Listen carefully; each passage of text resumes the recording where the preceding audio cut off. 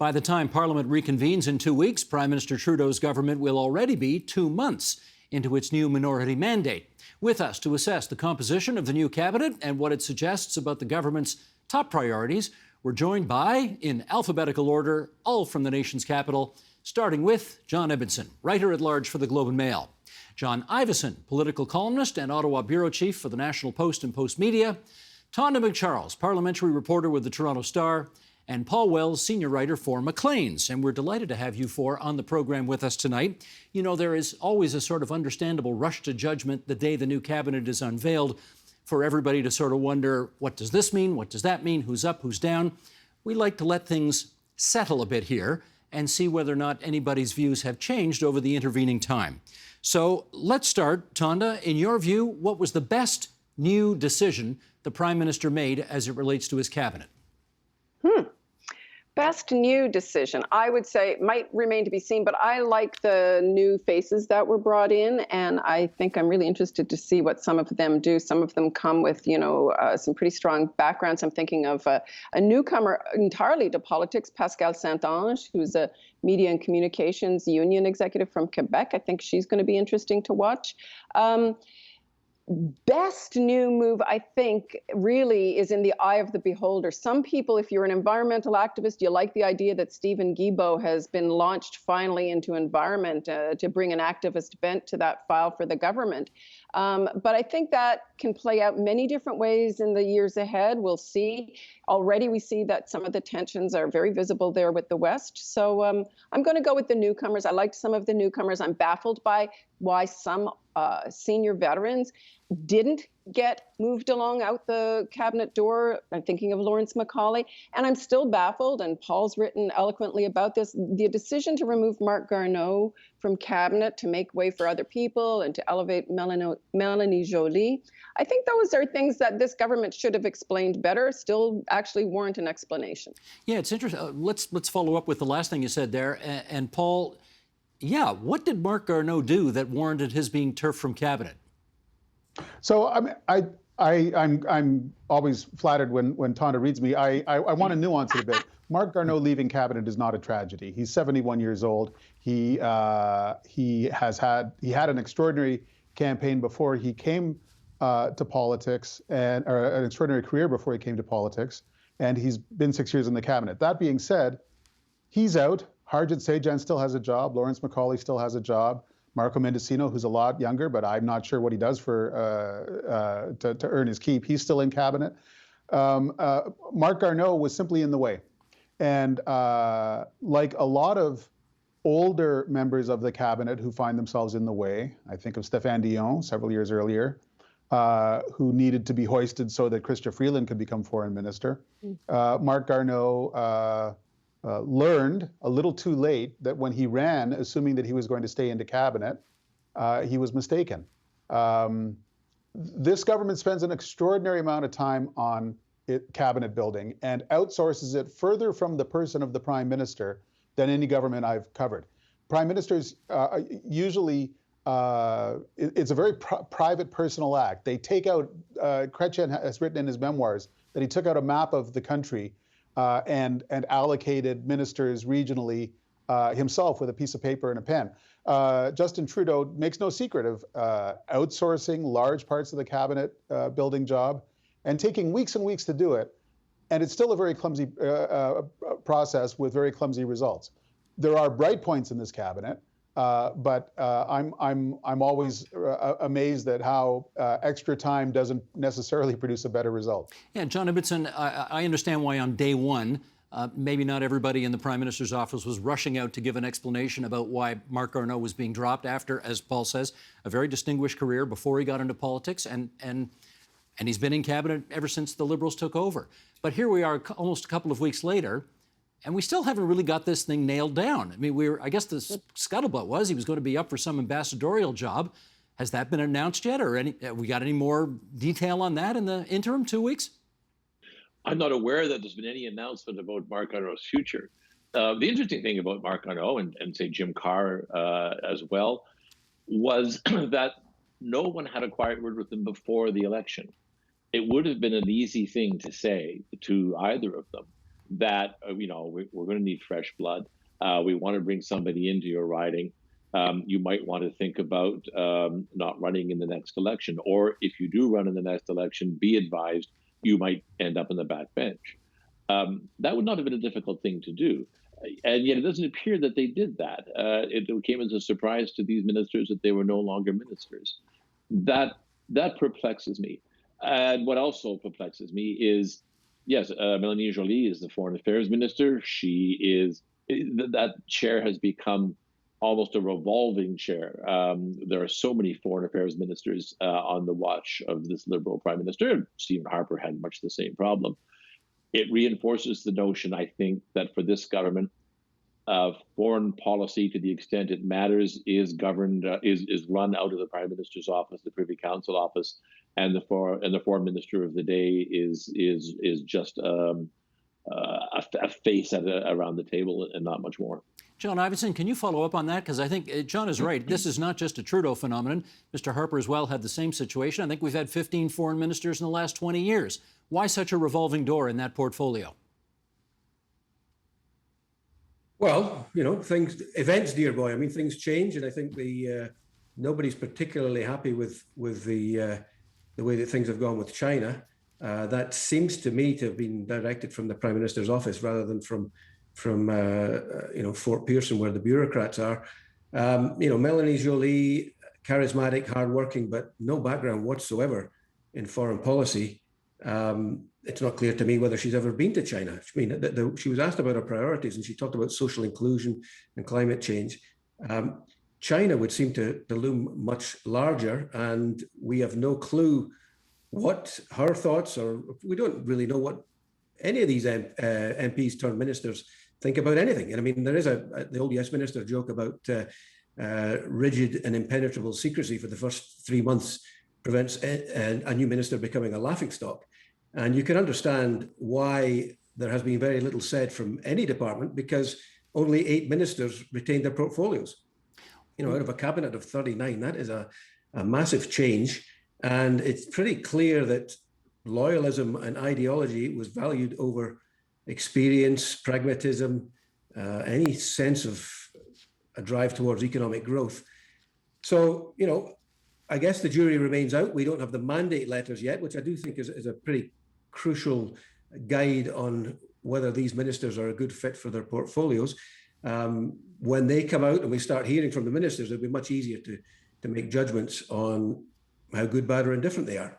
Well, Steve, can I just jump in please. there on Mélanie Joly, though? I just want to say that it's not actually fair to say she's had no foreign policy experience whatsoever. And this is what the government and her office has said. Like, they have pointed to her experience in as sort of the representative dealing with the Francophonie, and there was a tumultuous time there. So she had some foreign dealings with foreign governments and navigating some sort of diplomatic shoals there. The other thing I would say is she has given us some hint about what's going to be important to her and some of the priorities for the government going forward. Because, yeah, she hasn't actually talked about China specifically to any great extent, but she has flagged very clearly that the U.S., in an interview in French she did with La Presse, that the U.S. is going to be her foreign policy priority. And there are huge issues on the horizon there for Canada with the Buy American policy and trying to align our climate change policies. The other thing is she's also signaled very clearly that China will fit into some bigger Indo-Pacific strategy. And we have heard some talk about that. The Star has written about it. Another number of journal outlets have written about that as well. So look, they are plotting a different path forward. It's just, I mean, John's right in this regard. They are holding some of the rookies kind of behind closed doors for a while and just tentatively putting them out for a few interviews. We haven't heard her speak in any great depth on any of those files. But it's not true to say she's done nothing or said nothing and hidden behind a door. Right. Fair enough. Paul, though, let me try this argument with you, Paul, and see where it goes. It's been a long time since the Minister of Health had to be a doctor. That's no longer the case. Could we make the same argument with foreign affairs, that you don't have to have graduated from the Sorbonne and traveled all around the world in order to be an effective foreign affairs minister? As long as you have good judgment, you can take a brief. Has Mélanie Joly got those two things? Yeah, let me throw you a bone, Stephen, and say I agree with you. I think Mélanie Joly has what it takes to be an effective minister in foreign affairs as in any other portfolio. She's smart, works hard, and is supremely ambitious. In a lot of ways, she's reminiscent of John Baird, who was not known as a great world traveler when he became Stephen Harper's best foreign minister. We'll see. The other question, though, is, does Justin Trudeau want an effective foreign minister? For two reasons. First of all, every prime minister ends up essentially taking the lead on the key files, because when Boris Johnson or Emmanuel Macron calls, they don't call the foreign minister, they call the prime minister. Secondly, this government doesn't particularly have an ambitious foreign policy. We'll see what's in Mélanie Joly's mandate letter, but Justin Trudeau has written 4 mandate letters to 4 successive foreign ministers.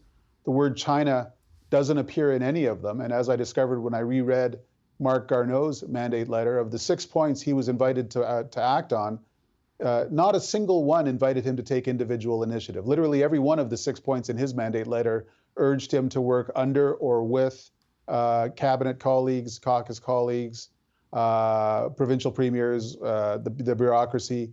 It's not a flaming sword that we throw to you to hold high. Quite far from that. I mean, it is such a limited job that I'm not sure I couldn't be foreign minister for this government, although I expect I'm not, I shouldn't hold my breath waiting for an invitation. I was just going to say, I don't think you're in the running, but you know, sit by the phone, you never know.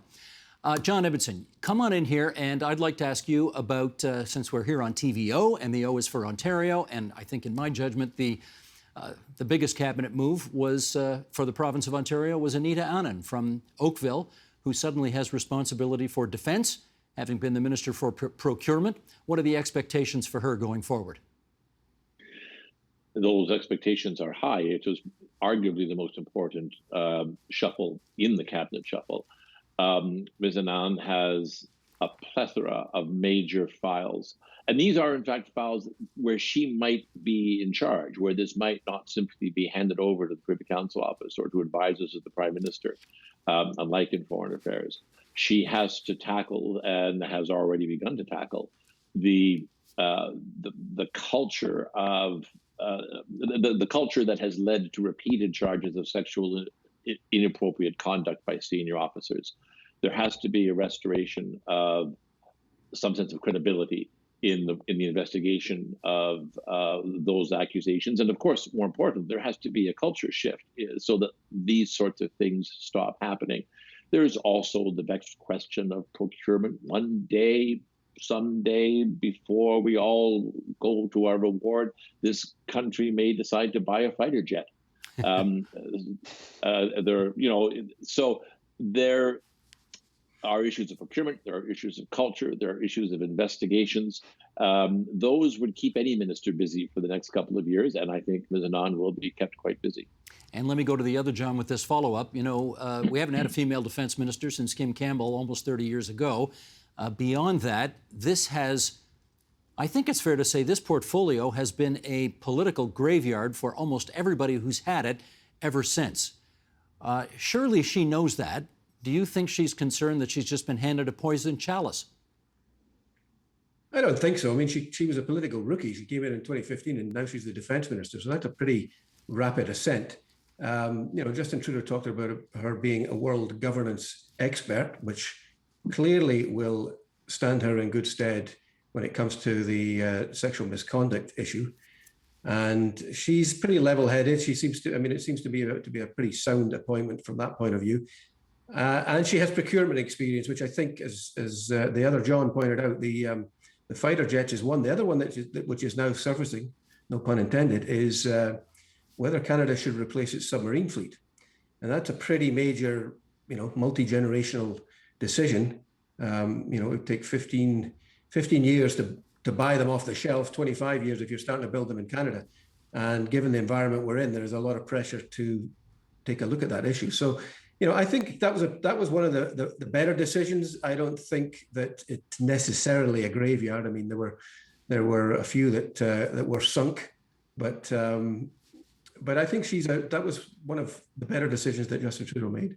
And Tonda, unlike her predecessor and some others who've had the job, she is not of the military. Can you go through some of the pluses and minuses of her not being part of that culture? Well, I think the obvious plus is that she has a pretty strong idea of civilian leadership and of what that should look like. And I think she'll bring that not just into dealing with the actual military and the hierarchy there. She will bring that to dealing also with the Department of Defense, which in itself is also a big part of the inaction that's happened on a number of these files. I've spoken to staffers over the years of both Liberal and Conservative stripes who have often found, efforts that the government wanted to push forward stymied at defense, not just the military, but at the actual departmental level, where a lot of ex-military also work. I think she'll bring that. And as my colleagues have said, I think her experience at procurement services will mean she won't be bamboozled by those generals looking to buy maybe subs and whatever. Look, I covered when Canada bought the secondhand British subs, 94, 95, I can't even remember. And that was a bust. And we're hearing anyone who talks about subs in this government, when you ask them about, what about that deal that, Australia, the US, and the UK have cooked up on subs? We're not in the market for subs. So, but I don't think that she will cede any ground to any military, either general or deputy minister or senior officials on any of those questions. The minuses are that is an entrenched culture. And in the wake of this past year's reporting on the ever-widening scandal at the senior levels of sexual harassment allegations, I went back to a lot of the senior leadership that was in place through the time when the Deschamps report came in. And a lot of them said, look, quite frankly, yes, we actually didn't take it as a systemic thing, and we ticked off the boxes. We thought that, taking things singly, dealing with it on a case-by-case basis was the way to go. I think Anita Anand is a lawyer, she's a woman, and she's got all that other stuff we talked about, and I don't think she's going to take any guff. The minus is, will they listen to her? It'll be tough. I'm going to put my money on her succeeding. Okay. Paul Wells, I want to circle back to a name that we heard earlier in one of Tonda's answers, and that is Stephen Guilbeault in Environment and Climate Change. Again, given we've had a couple of weeks to let this appointment percolate and see what people think about it, what do you think about the notion of having an environment minister who's been arrested in the past for environmentalism? Well, it's a big red flag for people in the oil patch who already didn't, much like Catherine McKenna, because that history of environmental activism is seen as more evidence that the resource-producing parts of the country are simply not going to get a fair hearing with this government. Most of the country is not the oil patch, and there's a lot of places that voted Liberal that are very excited about Stephen Guilbeault's history of activism and the fact that he's been promoted to the job that a lot of Quebec commentators always expected he should have, which is environment. I haven't been super thrilled by Guilbeault's history of confrontation when he was Heritage Minister on Bill C-10 and some of his other initiatives. And the distinct impression, having read a book about social media that he wrote before he went into politics, that he's not necessarily a detail guy. It's a little bit comforting that his predecessor in environment, Jonathan Wilkinson, has been moved into natural resources, because Jonathan Wilkinson is an absolute detail guy. He's one of the biggest nerds in this government. And he's essentially now, with Guilbeault, part of a tag team on energy and the environment, inevitably always two files that need to be considered together. And there's a good chance that they'll compensate for each other's weaknesses. Guilbeault will make up in energy what Wilkinson might have lacked, and Wilkinson will sweat the details in a way that Guilbeault might not automatically have done. And just to be clear, Paul, when you call somebody one of the biggest nerds in government, that's actually a compliment coming from you, right? That's a huge compliment. Yeah, that's my highest praise. Got it. Okay. Glad we're clear on that. I want to have a little bit of a conversation with the two Johns here about Chrystia Freeland. She really has an exceptional position in this cabinet, as much that she's got the top cabinet job in finance. She's the deputy prime minister as well. And beyond that, she's the one person that the prime minister, John Ibbitson, said, even before he announced the shuffle, she's not going anywhere. What explains her singular authority in this cabinet? Well, first of all, she holds the the confidence of the Prime Minister as Finance Minister. It is the most important position in Cabinet. It is the one position in Cabinet that to some extent must be sovereign. The minister who says no to other ministers. He's also made her Deputy Prime Minister. A lot of people think, and I'm one of them, that she's being groomed to replace him as leader of the Liberal Party. And I think, interestingly, it may fall to someone like Chrystia Freeland, not to Ms. Anand, not to Ms. Jolie, not to Mr. Wilkinson or Guilbeault, to square the circle to answer the question, what world do we live in? Because there are two possible futures for us. One is a future in which the only thing that matters is the fight against climate change, the attempt to protect the planet from global warming, in which case Canada must work with China as well as other nations to find ways to reduce carbon emissions. The other world is a world in which China poses an existential threat to freedom and the Western Alliance, especially in its moves to what may well be an invasion of Taiwan, which would be the greatest crisis the world has faced since the Second World War in terms of collective security.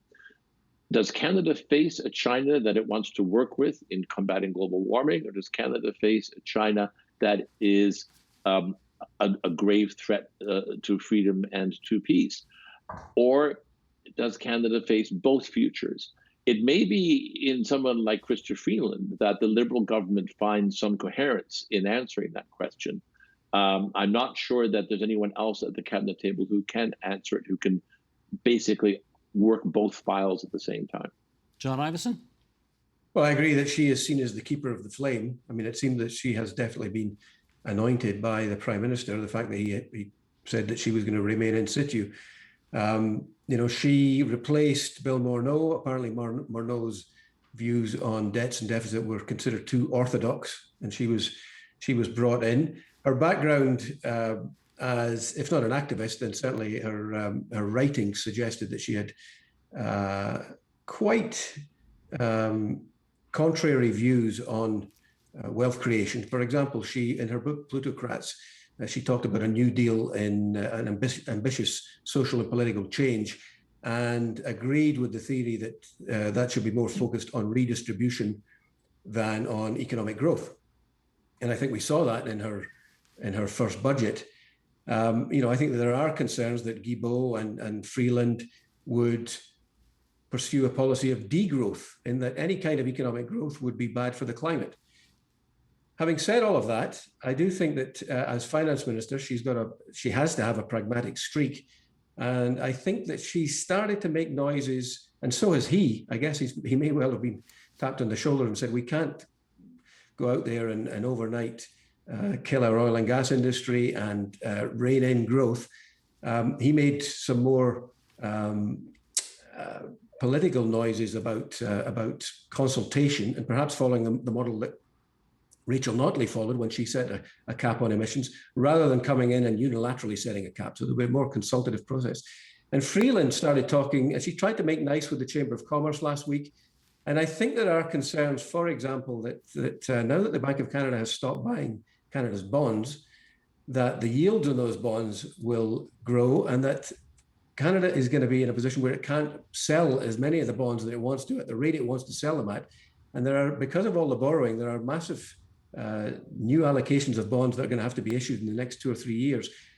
So while I think that Freeland came in as more of an activist, I think she has developed a pragmatic streak that is welcome, to be frank.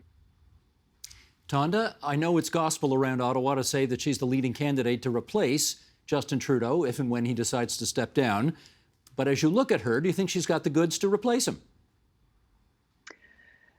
I'd have to say yes, she does. And I think that she's not alone, though. And I think that field actually could fill out a little bit more, providing that there isn't some kind of sort of massive, attempt to dissuade others. But I think that you can see that field of potential contenders one day be populated by Anita Anand, François-Philippe Champagne, who we haven't spoken about, who remained at industry, a portfolio that apparently Melanie Joly wanted.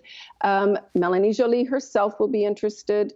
And we've heard other names, Jonathan Wilkinson, Paul Wells's favorite nerd on the Hill, is actually probably one of those people who would be interested one day in running. So look, I think Freeland has shown herself, and by the way, I love to see this. She drives journalists crazy the way she answers questions and, purports to be still a journalist and, disagreeing with the premise of your question and whatnot. But the fact is, she's super smart. She's very competent. She's got the trust of the Prime Minister. Absolutely, she could take on that job. She's built, I think, loyal teams around her, staffers that have followed her around different portfolios.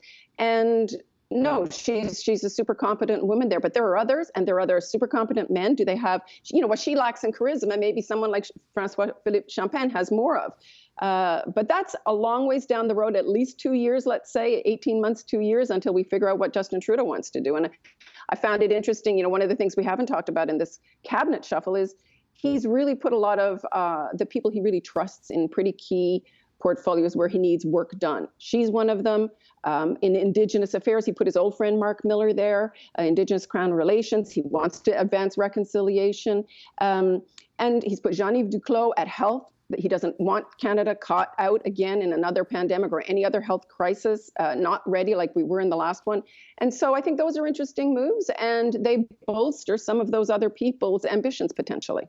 Okay, let's move on. Can I just quickly weigh in on that? I do think that the appointment of some of these people was interesting and, by design. There was I think that Trudeau got a sense during the pandemic that the bureaucracy could move faster and be directed to do more things than had perhaps previously been assumed. We managed to get the CERB out the door and all these other things that were done in double quick time. And talking to him on the campaign, he kept getting very excited about the big things that we want to do. And I think, Guilbeault, for example, was a very key appointment on that front. That they felt that by putting him in there, they would get things done in a way that the bureaucracy would be made to move in a way that hadn't been done in the first 6 years. Okay, let me get Paul Wells on a super nerdy question, since he seems to have the nerd file very much to himself. Okay, Justin Trudeau pledged 6 years ago that he was going to be the Prime Minister who stopped, I guess, what his father started, and that was the increasing centralization of power around the Prime Minister and his office and his advisors, and he was going to let ministers run their departments more with a freer hand. Paul, how much success has he had at doing that so far? Before I answer, I just want to point out that I'm being typecast as the nerd here. I was also this panel's only defender of Melanie Joly, who's nobody's nerd. So I've got. I defended her too. I'm on board with that. Okay. On the centralization of government, Eddie Goldenberg and Ian Brodie, who served as chief of staff to previous prime ministers, both wrote compelling books in which they said it's really hard to fight against that centralizing impact, that governing from the center, as Goldenberg said, is the only place you can govern from. And there's a bunch of reasons for that. I would add this often overlooked reason to help explain Trudeau's, own funneling of all important decisions to a small group of advisors around him, which is that this government has always conceived of itself as essentially a crisis government. The decade before Justin Trudeau became Prime Minister was the worst decade in the history of the Liberal Party. 3 of its 4 worst election performances ever happened during the decade before Justin Trudeau became Prime Minister, under Paul Martin, Stéphane Dion, and then Michael Ignatieff.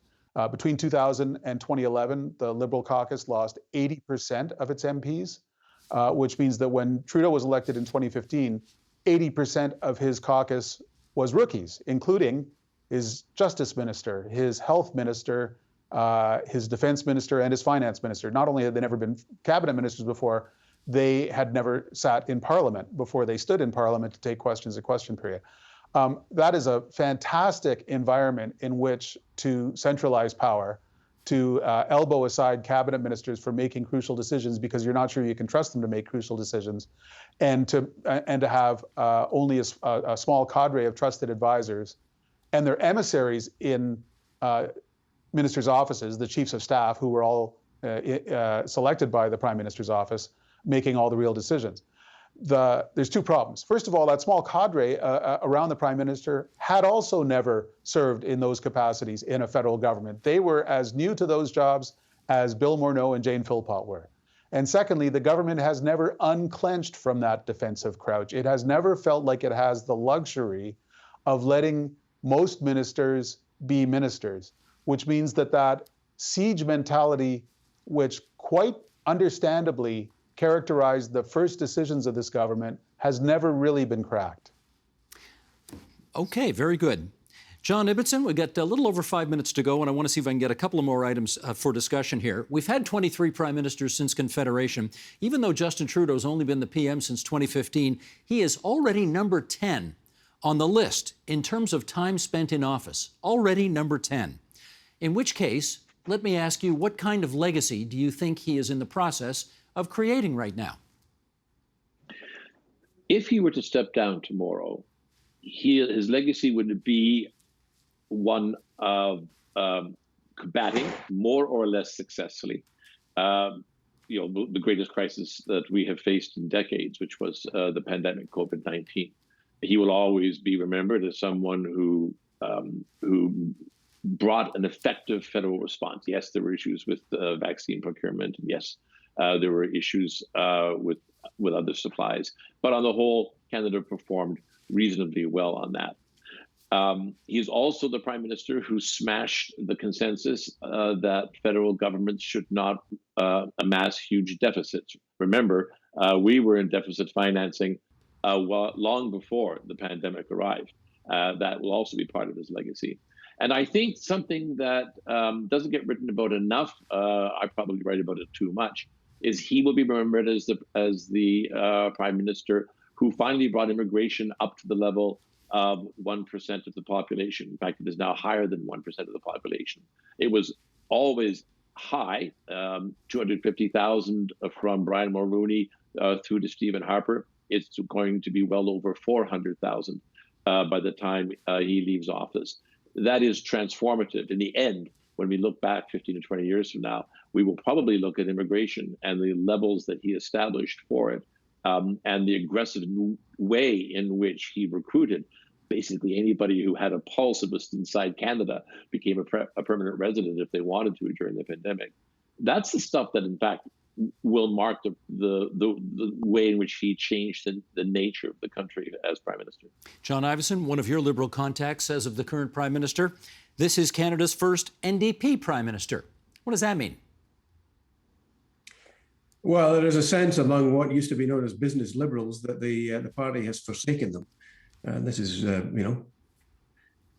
people who were MPs and supporters, a feeling that the Trudeau government feels that Canada has almost a God-given right to be a wealthy country, and that the golden goose will keep laying, that investment will keep flowing into Canada.